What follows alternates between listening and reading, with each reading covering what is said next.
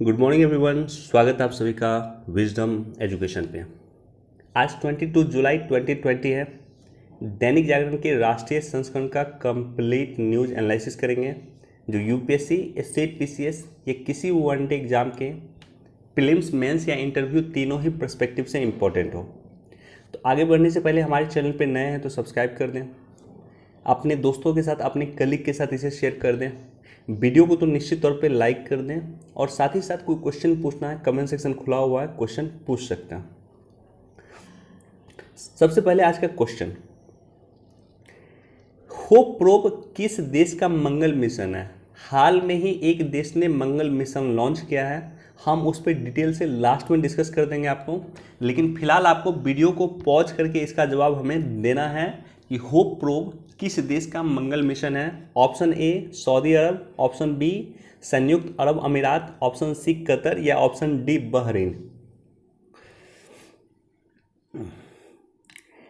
एक बार इसको पढ़ सकते हैं कि अमेरिका जो है महामारी की आड़ में भारत की भूमि हथियाना चाहता था चीन। अमेरिका का कहना है, न सिर्फ कहना है बल्कि अमेरिका का जो निचला सदन है, लोअर चैम्बर उसे कहा जाता है, लोअर चैम्बर, निचला सदन यानी प्रतिनिधित्व सभा अमेरिका में कहा जाता है। भारत में लोअर चैम्बर को क्या कहा जाता है? भारत में लोअर चैम्बर यानी निचले सदन को कहा जाता है लोकसभा। तो जिस तरह से भारत में लोकसभा है उसी तरह से प्रतिनिधित्व सभा है अमेरिका में। तो उसमें इसको लेकर के एक रिजोल्यूशन पास किया गया। क्लियर है? यहाँ पे दिया है, यहाँ पे दिया हुआ, आप इसको देख सकते हैं। तो एक अच्छा कदम है। हम देख रहे हैं कि इस समय में, जिस समय में कोविड का क्राइसिस है, जिस समय में चीन इंडिया पे हमले करने की कंडीशन में था, अमेरिका भारत के सहयोगी के तौर पे उभर रहा है। और दूसरी तरफ आप रशिया का देखो, रशिया जो हमारा नेचुरल एलाई था, आज रशिया किसी तरह का कोई स्टेटमेंट चीन के खिलाफ नहीं दे रहा है या भारत के पक्ष में नहीं दे रहा। तो 1970 में 1970 में जो परिस्थिति थी, जिस तरह से आज अमेरिका इंडिया का सहयोग कर रहा है, उस तरह से रशिया इंडिया का सहयोग करता था 1970 के दशक में, आज से 50 वर्ष पहले। तो 50 वर्ष में विश्व की पॉलिसी चेंज हो गई, रशिया की पॉलिसी भी चेंज हो गई, अमेरिका की पॉलिसी भी चेंज हो गई और इंडिया की पॉलिसी भी चेंज हो गई। तो हमें भी अपनी बदलती हुई परिस्थिति के अनुसार निर्णय लेना चाहिए। भारत का क्या विदेश नीति होना चाहिए ना, एक मैं कोशिश करूंगा एक अलग से उस पर लेक्चर लेने का कि भारत का किस तरह से विदेश नीति होना चाहिए और क्या वर्तमान विदेश नीति है। राइट,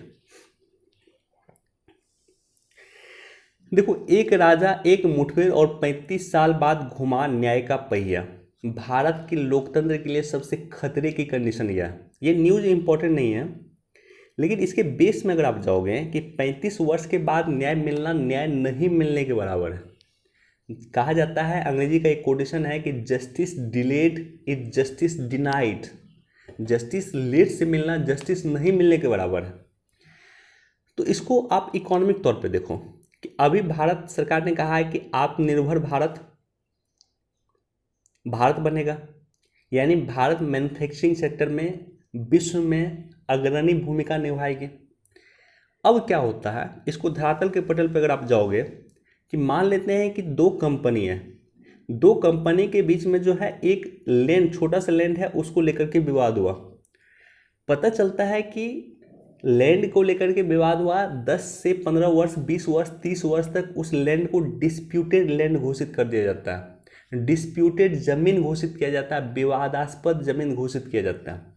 ना तो इस कंपनी के द्वारा और ना ही इस कंपनी के द्वारा उस लैंड का प्रयोग किया जाता है, ये जो लैंड है। तो ऐसे कंडीशन में भारत आत्मनिर्भर कैसे बनेगा? अगर आप 30 वर्ष के बाद डिसीजन दीजिएगा, 20 वर्ष के बाद डिसीजन दीजिएगा, तो भारत आत्मनिर्भर नहीं बन सकता। इसलिए अभी हमें न्यायपालिका में बहुत सख्त रिफॉर्म्स की आवश्यकता है। दूसरा, इसको देखो, इकोनॉमिक सर्वे 2016-17 की रिपोर्ट में कहा गया कि न्यायपालिका में लगभग 7 लाख करोड़ रुपया, बहुत बड़ा अमाउंट होता है 7 लाख करोड़ रुपया, 7 लाख करोड़ रुपए का केस फंसा हुआ है। अगर न्यायपालिका इस पर डिसीजन सुना देगी तो एटलीस्ट कंपनी को पैसा मिलेगा और भारत सरकार को भी रेवेन्यू मिलेगा। 7 लाख करोड़ रुपए अगर क्लियर होगा तो भारत सरकार को भी रेवेन्यू मिलेगा।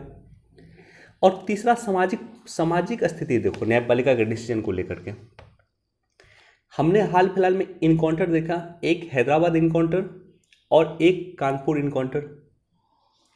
दोनों में ये समानता यह है कि लोगों का भरोसा, या कहूँ कि मैं पुलिस का भरोसा न्यायपालिका पे नहीं रहा। अगर मान लो मुजरिम को न्यायपालिका पहुंचा दिया जाए पुलिस के द्वारा और पता चले न्यायपालिका से वो व्यक्ति छूट जाए, उसे जमानत मिल जाए, या उसको 35 साल के बाद जो है सजा हो, राइट।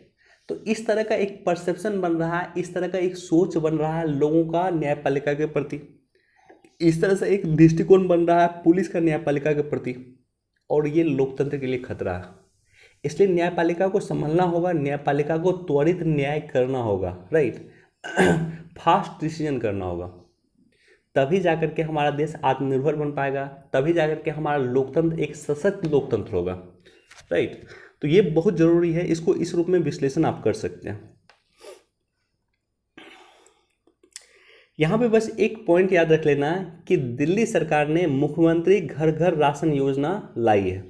तो आपको क्वेश्चन वनडे एग्जाम में पूछा जा सकता है कि किस राज्य सरकार ने मुख्यमंत्री घर घर राशन योजना लॉन्च की है।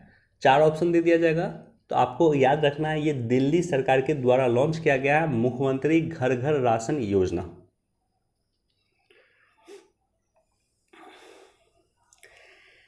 देखो, अतीत के 3 बोझ से जूझना पड़ा विदेश नीति को जयशंकर। तो हमारे देश के विदेश मंत्री हैं ये, और इससे पहले ये डिप्लोमेट रह चुके हैं, हमारे देश के विदेश सचिव रह चुके हैं। इन्होंने जब विदेश मंत्री का पद संभाला था तो वो संसद के सदस्य नहीं थे, बाद में जाकर के ये संसद के सदस्य बने। और हमारे देश में नियम है कि आप मंत्री पद बन सकते हैं, प्राइम मिनिस्टर भी आप बन सकते हैं, बशर्ते आपको 6 महीने के अंदर आपको संसद की सदस्यता लेनी होगी, भले वो राज्यसभा का ले या लोकसभा का ले। इम्पोर्टेंट नहीं है, इम्पोर्टेंट इनका जो पॉइंट है, एक किताब इनका आ रहा है, देखो ये किताब आ रहा है, ये किताब आ रहा है, ये किताब भी वन डे एग्जाम के लिए आपके लिए इम्पोर्टेंट हो जाएगा। इस किताब का नाम है the India way, A strategy for a uncertain world, right. ये किताब का नाम है the India way, A strategies for an uncertain world. इस किताब में जो 3 बात कही है, उस बात का मैं पोस्टमार्टम करता हूँ आपके साथ। पहला तो कहा कि देश का बंटवारा को लेकर के विदेश नीति प्रभाव पड़ता है, भारत की विदेश नीति जूझती है। निश्चित तौर पे देश के बंटवारा से लेकर कश्मीर मुद्दा क्रिएट हुआ, देश के बंटवारा को लेकर के पाकिस्तान क्रिएट हुआ, राइट। अगर मान लो जिस समय में देश हमारा आज़ाद हो रहा था, उस समय में हमें ये क्लियर होता है कि हमें वेस्ट एशिया जाना है, हमें जो है रशिया तक पहुंचना है बाय सड़क मार्ग, तो एटलीस्ट वो रूट हम लोग क्लियर करके चलते हैं। पाकिस्तान का जो रूट है वो रूट हम लोग बोलते कि नहीं ये रूट हमें चाहिए। अफगानिस्तान का जो पार्ट है वहाँ से हम डायरेक्टली इन करके डायरेक्टली वेस्ट एशिया चले जाए, किर्गिस्तान चले जाए, कजाकिस्तान चले जाए, अफगानिस्तान चले जाए। आपको पता होना चाहिए कि इंडिया का 98 किलोमीटर बाउंड्री अफगानिस्तान के साथ भी है। भारत का 98 किलोमीटर बाउंड्री अफगानिस्तान के साथ है, हम वो रूट क्लियर करके चलते हैं, राइट। जहाँ पे अभी गिलगिट बाल्टिस्तान का जो क्षेत्र है, जो पाक ऑक्युपाइड कश्मीर का क्षेत्र है, वहाँ पे 98 किलोमीटर हमारा बॉर्डर टच होता है अफगानिस्तान के साथ। अभी वर्तमान में हम अफगानिस्तान जाने के लिए क्या करते हैं, हमने चाबहार बनाया ईरान में, और वहाँ से हम सड़क बना रहे हैं, रोड बना रहे हैं, उसके बाद हम अफगानिस्तान जा पाएंगे। लेकिन आज़ादी के समय में अगर ये क्लियर होता तो हम डायरेक्टली इंडिया के माध्यम से डायरेक्टली अफगानिस्तान जा सकते थे। एटलीस्ट हम गिलगिट बाल्टिस्तान क्षेत्र पे काबू नहीं होने देते इन लोगों का, पाकिस्तान के लोगों का। तो एक तो ये चुनौती का सामना करती है देश के बंटवारे को लेकर के। दूसरा इनका कहना है कि आर्थिक सुधारों में देरी को लेकर के। अब देखो, इसको पॉइंट को आप समझना होगा। जिस समय में भारत में धर्म की राजनीति चल रही थी, जिस समय में भारत में आपराधिक राजनीतिकरण अधिक था, 1970 के दशक में अपराधी लोग राजनीति में आना शुरू हुए या राजनीतिक संरक्षण मिलना उसे शुरू हुआ, तो वो समय चल रहा था जहाँ जाति का राजनीति चल रहा था भारत में, जहाँ मंडल और कमंडल की राजनीति चल रहा था, वही चीन आर्थिक सुधार कर रहा था। चीन ने 1970 के दशक में आर्थिक सुधार करना शुरू कर दिया, 1970-80 के दशक के बीच। और हमने कब किया? 1990 के दशक के बाद से किया, राइट। सेज पॉलिसी जो है, स्पेशल इकोनॉमिक जोन पॉलिसी, हम 2000 में लेके आए। तो एलपीजी जो हमारे देश में आया है, लिबरलाइजेशन, प्राइवेटाइजेशन और ग्लोबलाइजेशन आया 1990 के बाद आया। तो हमने जो रिफॉर्म्स किया, जो चीन ने रिफॉर्म्स किया, उसके 15-20 वर्ष के बाद इंडिया ने रिफॉर्म्स किया। और ये 15-20 वर्ष इंडिया पे काफ़ी भारी पड़ रहा है वर्तमान के समय में। 15-20 वर्ष के कारण चीन की इकॉनमी इंडिया की 5 गुनी हो चुकी है। ये बात हमें समझना होगा। आज चीन विश्व का महाशक्ति है, अमेरिका के बाद चीन का ही नंबर है। तो ये 15-20 वर्ष के कारण चीन इंडिया से 5 गुना अधिक शक्तिशाली हो गया। 1970 के दशक में चीन और इंडिया एक ही पायदान पे खड़ा था। चीन और इंडिया का इकोनॉमी लगभग सेम था। आज चीन हमसे 5 गुना अधिक हो गया है, क्योंकि उन्होंने आर्थिक रिफॉर्म्स किया। और हम कहाँ कर थे खड़े? हम अपने मंडल कमंडल की राजनीति पर चल रहे थे। भारत अपनी मंडल कमंडल की राजनीति पर चल रहा था। भारत अपनी आर्थिक गति पर ध्यान नहीं दे रहा था और राजनीति में लगा हुआ था। तीसरा जो है स्थिति है, तीसरी जो विदेश नीति को प्रभावित करती है, वो परमाणु विकल्प अपनाने में विलंब हुई राह। देखो, जब भी किसी तरह का स्टेटमेंट अगर आए विदेश मंत्री का, नॉन पॉलिटिकल स्टेटमेंट हो तो काफ़ी इंपॉर्टेंट हो जाता है। तो इन्होंने कहा है कि विदेश नीति पर 3 प्रभाव वर्तमान में है। इसको आप कोट भी कर सकते हैं। पहला तो देश के बंटवारा का बोझ विदेश नीति पे चलता है, आर्थिक सुधारों में देरी चलता है, और तीसरा चलता है परमाणु विकल्प अपनाने में विलंब से राह हुई मुश्किल। अब इसको 2 रूप में आप देख सकते हो। पहला रूप तो आप ये देख सकते हो कि जो एनपीटी है, non proliferation treaty, NPT, Bharat ने एनपीटी पे साइन नहीं किया। देखो, मैं थोड़ा सा डिस्कस भी कर दूंगा एनपीटी क्या है और क्यों इससे संबंधित है, उसके बारे में भी। भारत ने अपना परमाणु कार्यक्रम जो शुरुआत किया था, भारत का पहला परमाणु परीक्षण हुआ था 1974 में, इंदिरा गांधी के समय में। क्लियर है? उससे पहले भारत को 1950 के दशक में अमेरिका ने परमाणु बम देने की भारत से बात की थी। अमेरिका ने चाहा था कि अमेरिका के गुट में भारत शामिल हो जाए। और एक परमाणु बम जो है अमेरिका भारत को दे देगी इसके बदले।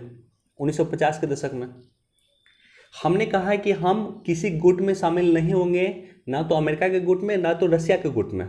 और उस समय में विश्व में 2 शक्ति था, जैसे आज चीन और अमेरिका है, उसी तरह से उस समय में अमेरिका और रशिया था। रशिया भी काफ़ी पावरफुल था। तो हम ना तो अमेरिका की तरफ गए, ना तो रशिया की तरफ गए, हम गुट निरपेक्ष रहे। अमेरिका के प्रपोजल को हमने ठुकरा दिया। 1960 के दशक में होमी जहांगीर भाभा, बहुत इंपॉर्टेंट नाम है, भारत के परमाणु कार्यक्रम की जो है नींव इन्होंने ही रखा था, होमी जहांगीर भाभा। 1960 के दशक में जो है ये बनाने ही वाला था बम। शास्त्री जी की जब मृत्यु हुई थी, आई गेस जनवरी 1966 में, जनवरी 1966 में शास्त्री जी की संदेहास्पद मृत्यु हुई थी। और उस मृत्यु के ठीक 20 दिन के बाद होमी जहांगीर भाभा की भी मृत्यु हो गई, वो भी संदेहास्पद स्थिति में। अब होमी जहांगीर भाभा को किसने मारा हमें नहीं पता, अमेरिका ने मारा या रशिया ने मारा। लेकिन जिस समय में शास्त्री जी की मृत्यु हुई थी जनवरी 1966 में, उसकी ताशकंद में हुई थी, रशिया में था उस समय में ताशकंद।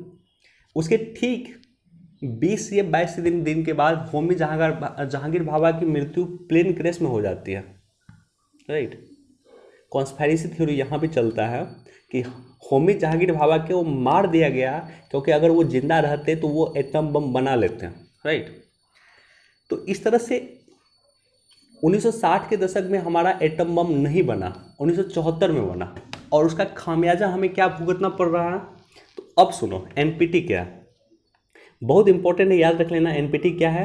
और केवल 4 वर्ष पहले अगर एटम बम बनता तो उसका कुछ और नतीजा होता। 1970 से पहले अगर बना लेते हैं हम तो उसका कुछ और नतीजा होता। कैसे कि एनपीटी जो है, एनपीटी एक परमाणु अप्रसार संधि है, एक ऐतिहासिक अंतर्राष्ट्रीय संधि है जिसका प्रमुख 3 लक्ष्य है: परमाणु हथियारों के प्रसार को रोकना, निशस्त्रीकरण को प्रोत्साहित करना तथा परमाणु तकनीक के शांतिपूर्ण उपयोग के अधिकार को सुनिश्चित करना। 1968 में हस्ताक्षर किए गए, 1970 से प्रभावित हुआ, 1970 से ये एनपीटी जो है प्रभावी हुआ। उसके बाद भारत इस संधि पे हस्ताक्षर नहीं किया। भारत का विचार है कि एनपीटी संधि भेदभावपूर्ण है, अतः इसमें शामिल होना उचित नहीं है। भारत का यह तर्क है कि यह सिर्फ 5 शक्तियों को परमाणु संपन्न घोषित करता है, राइट, उसके अलावा कोई शक्ति को परमाणु संपन्न घोषित नहीं करता। देखो अब मैं डिटेल्स आपको बताता हूँ। एनपीटी, अगर आपने भारत एनर्जी का क्यों सदस्य नहीं बन रहा, न्यूक्लियर सप्लायर ग्रुप का इंडिया सदस्य बनना चाहता है। आपने देखा होगा कि किस तरह से प्राइम मिनिस्टर मोदी ने पर्सनली इस पर मेहनत किया था। न्यूक्लियर सप्लायर ग्रुप में का सदस्य बनने के लिए प्राइम मिनिस्टर मोदी पर्सनली इस पर काफ़ी मेहनत किए थे, काफ़ी देश उन्होंने विजिट किया था और काफ़ी देश को एग्री करवाने का कोशिश किया था। और एनएसजी के सदस्य होने का एक क्राइटेरिया यह है कि एनपीटी पे आपको साइन करना पड़ेगा, इस संधि पे नॉन प्रोलिफिकेशन ट्रीटी पे आपको साइन करना होगा। इस संधि का जो सबसे विवादास्पद पक्ष यह है कि 1970 से पहले जिस देश ने परमाणु बना लिया था उसे ही परमाणु संपन्न देश घोषित किया है। आई रिपीट, ये बहुत इंपॉर्टेंट लाइन है इसलिए ये इंपॉर्टेंट हो जाता है। अगर 1974 की जगह 1970 से पहले अगर हम संधि बनाते हैं, ये परमाणु बम बना लेते हैं, तो आज भारत विश्व का एक शक्तिशाली देश होता। महज 4 वर्ष के डिफरेंस के कारण हम इस संधि पे साइन नहीं कर पाए हैं। हम न्यूक्लियर सप्लायर ग्रुप का पार्ट नहीं है, केवल 4 वर्ष का अंतर सोचो। तो एनपीटी की जो मेन क्लॉज है कि 1970 से पहले जो देश परमाणु बना चुके हैं वही देश परमाणु संपन्न देश हैं। आई रिपीट, 1970 से पहले, 1970 से पहले जो देश परमाणु बना चुके हैं, परमाणु बम बना चुके हैं, वही देश परमाणु संपन्न देश हैं। और 1970 के बाद जो देश परमाणु बनाएगा वो परमाणु देश संपन्न देश नहीं है। क्लियर है? यानी भारत जो है परमाणु संपन्न देश नहीं है, पाकिस्तान परमाणु संपन्न देश नहीं है, इजराइल परमाणु संपन्न देश नहीं है। इसके अनुसार तो यही कहना है। नॉर्थ कोरिया परमाणु संपन्न देश नहीं है, ईरान परमाणु संपन्न देश नहीं है, राइट। तो 191 देश इसका सदस्य है, कोई भी देश परमाणु संपन्न देश नहीं है। चूंकि 1970 से पहले केवल 5 देश ने परमाणु बनाया था और वो 5 देश यूनाइटेड नेशन सिक्योरिटी काउंसिल के परमानेंट मेंबर हैं। अमेरिका, रूस, चीन, ब्रिटेन और फ्रांस, यही वो 5 देश हैं जो 1970 से पहले परमाणु बम बनाया था। और केवल एनपीटी के तहत इसी देशों को परमाणु संपन्न देश कहा जाता है। यानी आज के डेट में अगर हम एनपीटी साइन करते हैं, अगर हमें एनएसजी का सदस्य बनना है, न्यूक्लियर सप्लायर ग्रुप का सदस्य बनना है, तो हमें एनपीटी साइन करना होगा। और अगर हम एनपीटी साइन करते हैं तो हमें अपने परमाणु बम को डिस्ट्रॉय करना होगा, नष्ट करना होगा। भारत ये नहीं चाहता। भारत चाहता है कि पहले सबको नष्ट करवाइए, अमेरिका को नष्ट करवाइए, रूस को नष्ट करवाइए, चीन को करवाइए, ब्रिटेन को करवाइए और फ्रांस को करवाइए। इंडिया भी अपना परमाणु कार्यक्रम नष्ट करेगा, अपना परमाणु बम जितना नष्ट कर देगा, लेकिन पहले अमेरिका करे, रूस करे, चीन करे, ब्रिटेन करे, फ्रांस करे, सभी करे। और यही कारण है कि भारत एनपीटी पे साइन नहीं किया है और यही कारण है कि भारत न्यूक्लियर सप्लायर ग्रुप का पार्ट नहीं है। तो वर्तमान में जो है इसका, चूंकि हमने परमाणु विकल्प को अपनाने में विलंब किया, इसलिए वर्तमान की जो विदेश नीति है इस चीज़ से जूझ रही है। आप सोचो 50 से 60 देश की यात्रा प्राइम मिनिस्टर मोदी ने किया था 2016-17 के आसपास, और सभी देशों से उन्होंने रिक्वेस्ट किया था कि न्यूक्लियर सप्लायर ग्रुप का उन्हें पार्ट बनाइए, इसके लिए जो है आप हेल्प कीजिए। सभी देश ने हेल्प किया था, केवल चीन ने हमारा हेल्प नहीं किया था। चीन अगर हमारा समर्थन कर देता तो हम न्यूक्लियर सप्लायर ग्रुप के पार्ट हो जाते हैं, राइट। थोड़ा सा अधिक समय लग गया, लेकिन उम्मीद करता हूँ कि आपको क्लियर हो गया होगा जो एस जयशंकर साहब हैं इनके स्टेटमेंट क्या कहना चाहते हैं। यह छात्रों की काउंसलिंग के लिए मनोदर्पण लॉन्च हुआ। तो छात्रों का जो काउंसलिंग हो, छात्रों की जो मनोवैज्ञानिक स्थिति है, साइकोलॉजिकल इफेक्ट है, वो स्ट्रांग रहे, इसके लिए मनोदर्पण लॉन्च किया है। किसने? एचआरडी मिनिस्टर ने, हमारे देश के एचआरडी मिनिस्ट्री ने, ह्यूमन रिसोर्स डेवलपमेंट ने लॉन्च किया है मनोदर्पण, राइट। बस ये वनडे एग्जाम के लिए याद रख लेना।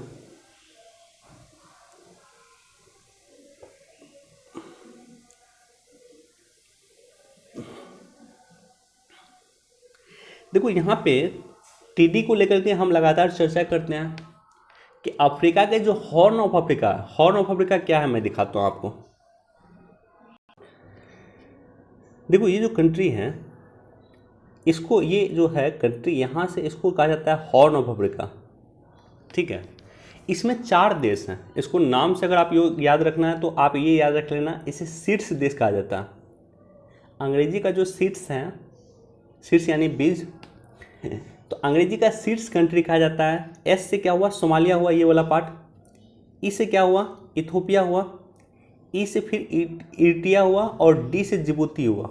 देखो, सोमालिया, इथोपिया, इरिट्रिया और जिबूती। जिबूती डी से स्टार्ट होता है। तो यहाँ से जो है सबसे अधिक प्रभावित किया है टीडी ने इथोपिया को, और यहाँ से टीडी चलना शुरू करता है यमन होकर, ओमान होकर के ये इन करता है आपको यहाँ पे ईरान में इन किया टीडी। उसके बाद जो है अफगानिस्तान इन किया, और उसके बाद पाकिस्तान इन करके इंडिया इन किया हुआ। तो अभी जो हमारा टीडी का दल है वो कहाँ पे है? इंडिया में है। कहाँ से आता है? अफ्रीका से आता है। अफ्रीका में भी हॉर्न ऑफ अफ्रीका के देश से आता है। तो यहाँ पे जो मुझे डिस्कस करना है वो है कि भारत में पैदा हो सकता है खाद्य संकट। डब्ल्यूएमओ ने कहा है कि भारत में खाद्यान्न के संकट पैदा हो सकता है। जिस तरह से टीडी जो है नष्ट कर रहा है भोजन, उस तरह से खाद्यान्न का संकट क्रिएट हो सकता है। टीडी के बारे में एक इन्फॉर्मेशन यह भी है, देखो एक डाटा है कि एक छोटा सा टीडी का समूह एक दिन में 35,000 लोगों के सुबह और शाम का खाना को नष्ट कर सकता है। एक टीडी का छोटा सा समूह, जिसमें 4 करोड़ टीडी होते हैं लगभग, टीडी एक समूह में जाता है, अकेले नहीं जाता है। तो टीडी का एक छोटा सा समूह एक दिन में 35,000 लोगों के खाने को नष्ट कर सकता है, सुबह और शाम के खाने को, लंच और डिनर को, राइट। तो यहाँ पे हमको डब्ल्यूएमओ के बारे में थोड़ा जानकारी होना चाहिए। डब्ल्यूएमओ जो है, इसकी स्थापना 23 मार्च 1950 को किया गया था। डब्ल्यूएमओ यानी वर्ल्ड मेट्रोलॉजिकल ऑर्गेनाइजेशन, विश्व मौसम विज्ञान संगठन। यह पृथ्वी के वायुमंडल की परिस्थिति और व्यवहार, महासागरों के साथ इसके संबंध, मौसम और परिणाम स्वरूप उपलब्ध जल संसाधन के वितरण की जानकारी देने के लिए यूनाइटेड नेशन की आधिकारिक संस्था है। यानी अगर किसी तरह की मौसम की कोई घटना हुआ, जल संसाधन को लेकर के कोई घटना हुआ, तो ये संगठन एक्शन लेती है। ये संगठन यूनाइटेड नेशन की आधिकारिक संगठन है, ऑफिशियल इंस्टीट्यूशन है, जो एक्शन लेती है, जो इन्फॉर्मेशन शेयर करती है अपने जो देश हैं, सदस्य देश हैं, उनके साथ। हेडक्वार्टर कहाँ है? जेनेवा में है। और चूंकि इस दिन स्थापना हुआ था 23 मार्च को ही डब्ल्यूएमओ की स्थापना हुआ था, इसलिए 23 मार्च को विश्व मौसम दिवस मनाया जाता है। विश्व मौसम दिवस कब मनाया जाता है? 23 मार्च को, क्योंकि 23 मार्च 1950 को ही इस संगठन की स्थापना हुआ था, विश्व मौसम विज्ञान संगठन की। तो उम्मीद करता हूँ कि ये जो पॉइंट है ये क्लियर हो गया होगा।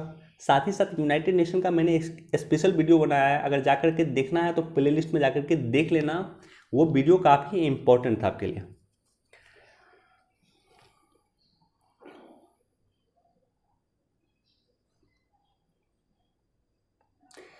देखो यहाँ पे असम में बाढ़ से हाहाकार, अब तक 87 लोगों की जान गई है। तो यहाँ पे एनडीआरएफ के बारे में चर्चा है। थोड़ा सा इस संगठन के बारे में भी हम जानकारी रखते हैं कि एनडीआरएफ क्या है। NDRF national disaster response force, यानी राष्ट्रीय आपदा अनुक्रिया बल।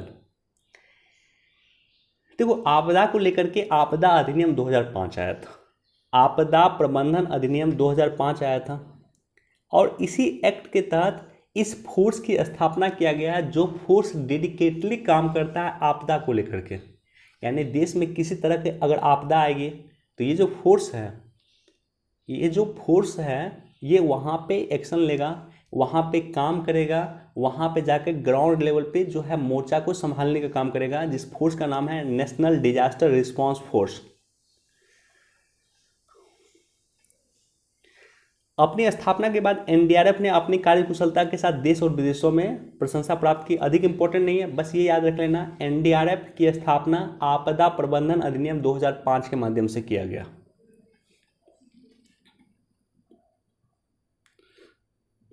देखो, चीनी सीमा पे निगरानी के लिए सेना को मिले भारत ड्रोन। तो एक ड्रोन है जिसको डेवलप किया है डीआरडीओ ने, जिस ड्रोन का नाम याद रख लेना बस, भारत ड्रोन। तो भारत ड्रोन क्या है? एक ड्रोन है जो निगरानी करेगी एलएसी को लेकर के, लाइन ऑफ एक्चुअल कंट्रोल, जो चीन के साथ हमारा सीमा है उसकी निगरानी करेगी भारत ड्रोन, जिसको डीआरडीओ ने डेवलप किया। जिसको किसने डेवलप किया? DRDO, defence research development organisation, इसको डेवलप किया है। भारत ड्रोन नाम याद रख लेना। कहाँ पे तैनात होगा? तो चीन के साथ हमारी जो सीमा है वहाँ पे तैनात होगा।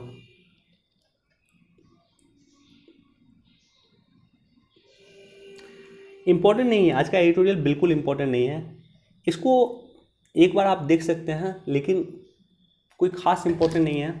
इसको जो लिखे हैं राइटर हैं, इस राइटर के बारे में थोड़ा सा जानकारी ले लो कि न्यूयॉर्क टाइम्स जो है उनके ये राइटर हैं, उनका ये स्तंभकार है और उन्होंने लिखा है, बिल्कुल इम्पोर्टेंट नहीं है। ये भी जाति महज की राजनीति, ये भी इम्पोर्टेंट नहीं है। इसको एक बार पढ़ सकते हैं कि चीन के चंगुल में फंसने से बचे नेपाल। ऑलरेडी हमने कई बार डिस्कस किया है, लेकिन यहाँ पे देखो, यहाँ पे जो एक चर्चा है, थोड़ा सा चर्चा के बारे में मैं डिस्कस करूँगा कि चीन ने नेपाल के साथ इसी वर्ष फरवरी में चीन नेपाल ट्रांजिट प्रोटोकॉल पे हस्ताक्षर किया।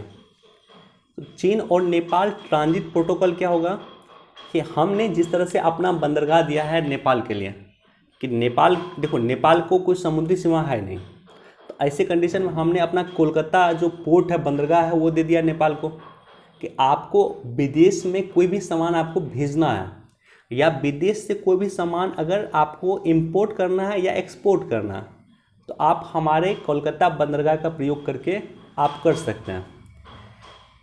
चीन के नज़दीक जा रहा है नेपाल, तो इसके बाद जो है चीन ने कहा है कि आप जो है एक काम करें, मैं रास्ता बनाता हूँ, उसके बाद आप अपना सामान इंडिया के माध्यम से नहीं हो सके तो चीन के माध्यम से भेजें। आप अपना सामान इंडिया के माध्यम से नहीं तो चीन के माध्यम से अपना व्यापार करें विदेशों के साथ। और इसके लिए एक प्रोटोकॉल साइन हुआ था, चीन नेपाल ट्रांजिट प्रोटोकॉल पे हस्ताक्षर हुआ। अब एक और इन्फॉर्मेशन देखो, अगर इंडिया के साथ नेपाल कोलकाता पोर्ट का प्रयोग करते हुए, कोलकाता बंदरगाह का प्रयोग करते हुए अगर व्यापार करता है तो महज उसे लगभग 400 से 500 किलोमीटर का डिस्टेंस कवर करना पड़ेगा। 400 से 500 किलोमीटर में वो समुद्र तक उसकी पहुंच हो जाएगी। लेकिन वहीं अगर ये चीन के साथ करेगा तो चीन का जो निकटतम बंदरगाह है, जो नेपाल की सीमा से लगभग 1700 किलोमीटर के आसपास डिस्टेंस है, डिस्टेंस लगभग 3 से 4 गुना अधिक है, राइट।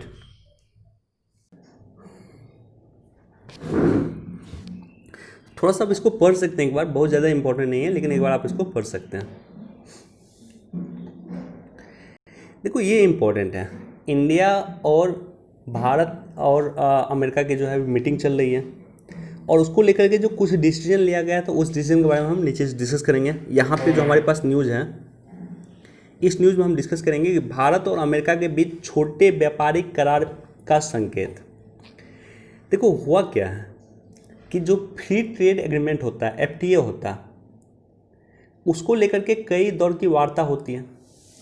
अमेरिका और इंडिया के बीच में कई दौर की वार्ता होगी, कई सहमति बनेगी, उसके बाद एफटीए साइन होगा, फ्री ट्रेड एग्रीमेंट होगा। यानी इंडिया की वस्तु पे अमेरिका टैरिफ नहीं लगाएगा और अमेरिका की वस्तु पे इंडिया कोई टैरिफ नहीं लगाएगा, कोई ड्यूटी नहीं लेगा। तो अभी दोनों के बीच में जो है अमेरिका और इंडिया दोनों ने डिस्कस किया है कि अभी एक काम करते हैं कि छोटे व्यापारिक हम करार करते हैं और फ्री ट्रेड एग्रीमेंट पे हम वार्ता करते रहेंगे। फिलहाल हम छोटा व्यापारिक करार कर लेते हैं, यानी शॉर्ट टर्म के लिए हम व्यापारिक करार कर लेते हैं, व्यापारिक एग्रीमेंट कर लेते हैं, और लॉन्ग टर्म के लिए हम फ्री ट्रेड एग्रीमेंट पे बात करते रहेंगे। इसको लेकर के यहाँ पे एक जो चर्चा है वो है generalise system of preferences, GSP. America ने इंडिया को जीएसपी से बाहर कर दिया था।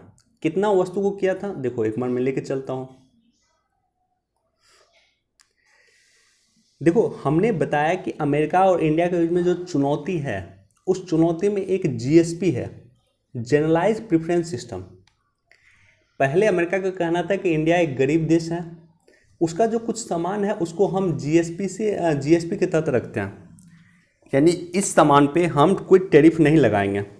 190 मिलियन डॉलर की जो है सामान इंडिया से जाता था अमेरिका, जिसमें चमड़ा वगैरह जाता था, जिसमें कपड़ा वगैरह का कुछ पार्ट जाता था, चमड़ा जाता था, सस्ता चमड़ा, वहाँ पे वो चमड़ा बनता था आपको जूता वगैरह।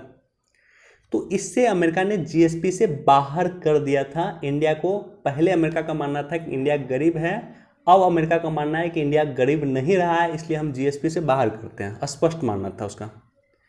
तो इसको लेकर के भी कल चर्चा हुई है। और साथ ही साथ इंडिया जो है चाहता है कि अमेरिका उसे एक्सेस दे अपने दवाई का। अमेरिका इंडिया के दवाई को पूर्ण एक्सेस नहीं देता है, उसके हर एक मार्केट पे पहुंच नहीं पाता। और साथ ही साथ अमेरिका चाहता है कि इंडिया अपने डेयरी उत्पाद पे उसे जो है एक्सेस दे। अपना इंडिया का जो डेयरी उत्पाद है, डेयरी उद्योग है, उस उद्योग में अमेरिकी कंपनी को कुछ चीज़ों को लेकर के पाबंदी लगाई गई है। तो दोनों का एक दूसरे के साथ जो है पक्ष विपक्ष है, वार्ता है, राइट। कुछ पॉजिटिव पॉइंट है, कुछ नेगेटिव पॉइंट है। अब इसको लेकर के देखते हैं कि क्या डिसीजन होगा, क्या करार होगा, और जो भी करार होगा उस पर हम डिटेल से चर्चा कर देंगे आपके साथ। यहाँ पे देखो एक शॉर्ट न्यूज़ है कि इंतजार खत्म, किसान अब अपनी उपज कहीं भी बेचने के लिए होंगे स्वतंत्र। तो यहाँ पे देखो एक अध्यादेश, केंद्रीय कृषि मंत्रालय ने कृषि उपज व्यापार और वाणिज्य संवर्धन सुविधा अध्यादेश और मूल्य आश्वासन पे किसान समझौता और कृषि सेवा अध्यादेश को मंगलवार को अधिसूचित कर दिया। ये तो 3 पार्ट है। ये 3 पार्ट किससे संबंधित है? देखो हम लगातार डिस्कस किए थे इस अध्यादेश को लेकर के। आपको मुझे कमेंट सेक्शन में बताना है कि केंद्र सरकार किस आर्टिकल के तहत अध्यादेश जारी करती है। I repeat, you have to write me in the comment section किस आर्टिकल के तहत केंद्र सरकार अध्यादेश जारी करती है और राज्य सरकार किस आर्टिकल के तहत भारत के संविधान के किस अनुच्छेद के तहत अध्यादेश जारी करती है। तो ये अध्यादेश का नाम था कृषि उपज वाणिज्य व्यापार संवर्धन सुविधा अध्यादेश 2020। इसके तहत 3 काम किया गया था। एक तो एपीएमसी एक्ट में संशोधन किया गया था, दूसरा है कि एसेंशियल कमोडिटी एक्ट में संशोधन किया गया था, और दूसरा जो है कॉन्ट्रैक्ट फार्मिंग को संशोधन किया गया था। देखो पहला तो मैं चलता हूं कॉन्ट्रैक्ट फार्मिंग। कॉन्ट्रैक्ट फार्मिंग को लेकर के संशोधन किया गया था। कॉन्ट्रैक्ट फार्मिंग क्या होता है कि जैसे मान लो एक किसान का लैंड है, जमीन है, एक इंडस्ट्रीज है, जैसे चिप्स बनाने वाली कंपनी को ज़रूरत होता है आपको आलू का, तो उन्होंने किसान को पैसा दे दिया कि आप आलू उगाइए। उन्होंने किसान को तकनीक दे दिया, उन्होंने किसान को जो है बीज दे दिया, बोला कि आप आलू उगाइए, हम आपको इतना रुपये प्रति क्विंटल के हिसाब से आलू खरीद लेंगे, जितना आलू आप उपजाइएगा सारा का सारा आलू हम ही खरीदेंगे आपसे। तो इसको लेकर के जो है इसे कहा जाता है कॉन्ट्रैक्ट फार्मिंग। इसका कुछ अन्य भी प्रकार है, मुझे आपके साथ डिस्कस नहीं करना आज। दूसरा है कि एसेंशियल कमोडिटी एक्ट। 1955 तो यहाँ पे होगा भी ओके। एसेंशियल कमोडिटी एक्ट 1955, आवश्यक वस्तु अधिनियम 1955, इसके तहत एक लिमिटेड सीमा में आप कृषि उत्पाद का स्टॉक कर सकते थे, आप जमा कर सकते थे एक लिमिटेड सीमा तक में। इसको जो है अब इस क्लॉज को हटा लिया गया है, यानी कृषि उत्पाद को अगर आप एक सेकेंड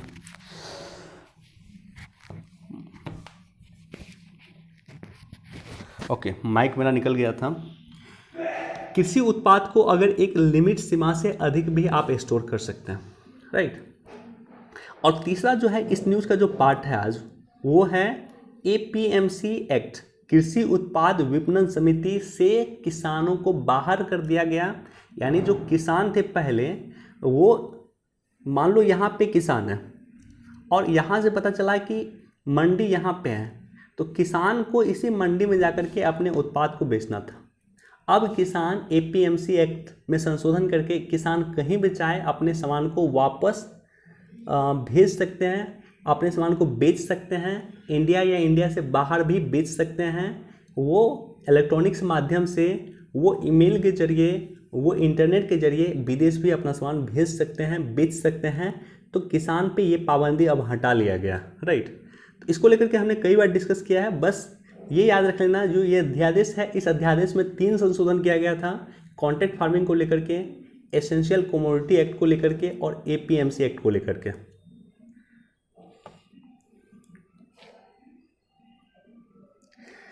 देखो ये याद रख लेना कि मध्य प्रदेश इंडिया में सबसे अधिक हीरा उत्पादन करता है।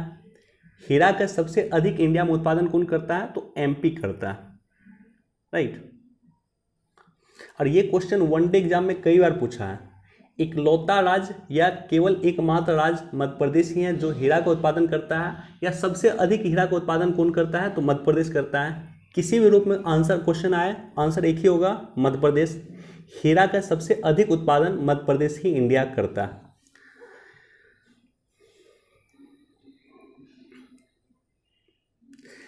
देखो उइगर मुस्लिम लगातार चर्चा में था, इसको एक बार आप पढ़ सकते हैं, लेकिन अधिक चर्चा में उइगर मुस्लिम है तो याद रख लेना यूपीएससी जो चर्चा में रहता है उससे क्वेश्चन पूछता ही पूछता है। स्टेट पीसीएस में जो चर्चा में रहेगा क्वेश्चन पूछेगा, आपको पूछ देगा उइगर मुस्लिम हाल में चर्चा में रहे उइगर मुस्लिम किस देश के निवासी हैं? तो चीन के निवासी हैं। उइगर मुस्लिम चीन के निवासी हैं, जिसपे चीन में प्रताड़ना इसके साथ किया जा रहा है। 10 लाख से अधिक उइगर मुस्लिम को डिटेंशन सेंटर में डाल दिया गया, राइट। तो बस याद रखना उइगर मुस्लिम चीन।